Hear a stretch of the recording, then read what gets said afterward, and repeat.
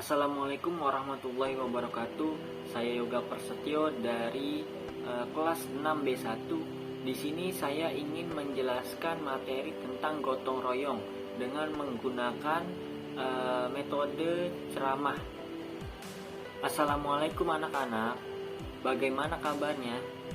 Alhamdulillah baik ya. Nah, di sini Bapak ingin mengabsen terlebih dahulu ya sebelum kita mulai pembelajaran. Apakah ada yang tidak masuk hari ini? Wah, bagus ya, masuk semua ya. Ya, pada kesempatan hari ini Bapak ingin menjelaskan materi tentang gotong royong. Ada yang tahu tidak gotong royong itu apa? Ya, bagus, bekerja sama. Terus apa lagi? Saling membantu, betul. Nah, di sini Bapak perkuat ya. Jadi gotong royong itu secara umum merupakan bekerja secara bersama-sama guna mencapai hasil yang diinginkan. Nah, gotong royong itu dilakukan untuk mempercepat penyelesaian tugas atau kerjasama kita agar lebih mudah dan ringan. Seperti itu. Bisa dimengerti anak-anak? Anak-anak ada yang tahu tidak pentingnya gotong royong dalam kehidupan sehari-hari kita itu untuk apa? Pentingnya itu bagaimana sih? Ya betul, menjalin kebersamaan, betul. Terus apa lagi? Memperkuat tali persaudaraan, betul. Nah, Bapak perjelas lagi bahwa pada umumnya arti penting dari gotong royong itu agar memperkuat persatuan dan kesatuan antara bangsa dan masyarakat kita. Nah, ada juga mempererat persaudaraan dan kebersamaan antara masyarakat. Yang ketiga, bisa menjadikan pekerjaan itu yang menjadi ringan, menjadi cepat selesai. Nah, selanjutnya bisa juga mendorong semangat kekeluargaan bagi kita semua dalam bermasyarakat nih. Jadi kita itu bagaikan keluarga yang saling tolong menolong gitu dalam masyarakat. Nah, selanjutnya kalian tahu tidak sifat yang harus dihindari dalam melakukan gotong royong antar sesama atau antar masyarakat itu? Sifat yang harus dihindari dari kita itu seperti apa sih?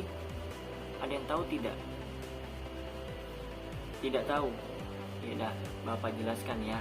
Jadi ketika kita sedang melakukan gotong royong itu kita harus memperhatikan, harus menghindari dalam melakukan gotong royong. Contohnya itu menghindari dari sifat mau menang sendiri atau merasa paling diri kita itu paling benar. Itu tidak boleh ya, itu harus dihindarkan.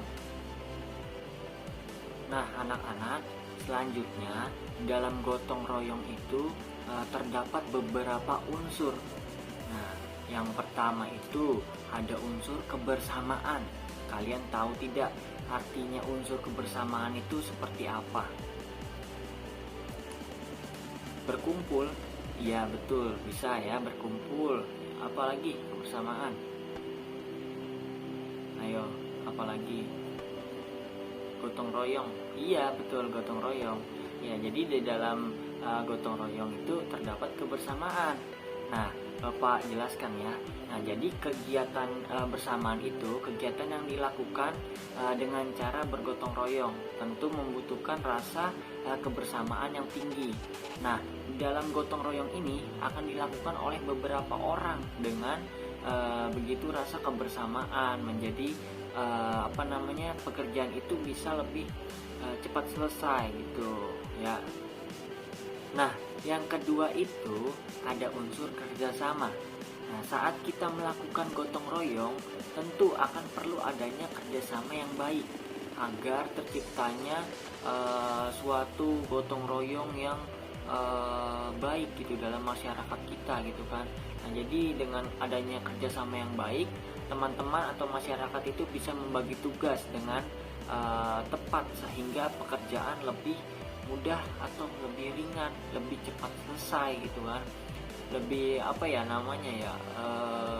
ya kita saling membantu gitu. Jadi terasa sangat senang, pekerjaan itu dapat lebih cepat selesai gitu kan. Kalau misalkan kita lagi gotong royong gitu rame-rame kan, kita kan menjadi lebih senang ya anak-anak ya, bisa saling membantu ya, terus juga bisa juga kita ya menjalin silaturahmi kepada tetangga-tetangga kita yang belum kenal atau jarang keluar orangnya gitu kan. Namun pada saat adanya gotong royong, nah dia itu ikut berpartisipasi gitu kan. Jadi kan kita senang menambah persaudaraan yang baru, seperti itu ya anak-anak. Yang ketiga itu ada kerukunan. Nah, tanpa adanya kerukunan, maka gotong royong itu tidak akan berjalan dengan lancar gitu. Tidak adanya kerjasama dengan baik karena tidak rukun. Nah, saat mengikuti gotong royong itu, sikap yang tidak rukun akan menghambat pekerjaan yang dilakukan anak-anak. Jadi tidak boleh ya, kita itu harus rukun gitu ya. Nah, jadi bahkan kita akan mengganggu pekerjaan orang lain gitu kalau kita itu tidak rukun antar warga atau antar masyarakat, seperti itu. Yang keempat itu ada kekeluargaan.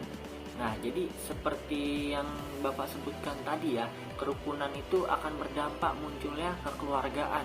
Jadi sikap kekeluargaan itu sangat membantu dalam melakukan gotong royong, karena semua orang itu akan membantu atau melakukan pekerjaan dengan ikhlas dengan adanya kekeluargaan dan kerukunan. Seperti itu ya anak-anak, bisa dicatat ya penjelasan Bapak ini. Yang kelima itu ada rasa tanggung jawab. Nah, jadi dalam hal tanggung jawab itu yang penting termasuk saat mengikuti gotong royong. Nah, saat melakukan kegiatan gotong royong itu, masyarakat atau teman-teman nih akan mendapat tugas yang berbeda-beda, tugas masing-masing yang akan diberikan oleh warga gitu ya. Dan setiap tugas itu perlu dikerjakan dengan penuh rasa tanggung jawab, dengan rasa penuh kebersamaan gitu ya, agar pekerjaan gotong royong itu akan cepat selesai gitu ya kan. Terus juga lebih mendalami lebih mendalami dalam pekerjaan gitu ya. Kalau misalkan kita mengerjakannya dalam sungguh-sungguh atau dalam berkelompok gitu ya, lebih seru gitu dalam melakukan gotong royongnya kan. Jadi kalian juga semangat kan kalau misalkan gotong royong kita lakukan dengan bersama-sama gitu. Jadi dapat menumbuhkan rasa tanggung jawab pada diri kita. Nah, yang keenam itu ada sikap sukarela dan tanpa pamrih teman-teman. Nah, jadi pekerjaan yang dilakukan oleh kita itu saat gotong royong tentu dilakukan dengan rasa sukarela gitu, tanpa pamrih. Tidak boleh meminta imbalan gitu pada saat kita bergotong royong gitu kan. Terus saat melakukan pekerjaan itu dengan rasa pamrih, jadi teman-teman itu masyarakat itu akan merasa tidak nyaman ketika hasil yang didapatkan itu tidak sesuai dengan keinginan gitu ya. Selanjutnya yang ketujuh nih, terakhir itu, nah itu kita unsurnya demi kepentingan bersama teman-teman. Nah, jadi gotong royong itu harus dilakukan dengan mengutamakan kepentingan bersama, ya betul. Nah, dengan begitu gotong royong itu harus dilakukan dengan sungguh-sungguh, karena hasil yang didapat itu digunakan untuk kepentingan bersama-sama. Nah, jadi lingkungan di sekitar kita menjadi bersih ya kan teman-teman, tidak kotor. Jadi teman-teman sekalian ini kalau misalkan lagi main itu kan di halaman warga gitu kan, jadi enak gitu, terlihat bersih, nyaman untuk bermain ya kan. Jadi juga bisa terhindar dari segala penyakit ya kan. Seperti itu ya anak-anak. Bisa dipahami penjelasan dari Bapak anak-anak? Kalau bisa dipahami, Bapak rasa pembelajaran pada hari ini cukup ya anak-anak. Untuk catatan pada penjelasan Bapak hari ini, minggu depan dikumpulkan ya anak-anak. Nanti Bapak mau lihat siapa saja yang menulis dan siapa saja yang tidak menulis. Ayo, Cukup sekian yang Bapak bisa sampaikan. Kurang lebihnya mohon maaf ya anak-anak. Billahi taufiq wal hidayah. Wassalamualaikum warahmatullahi wabarakatuh.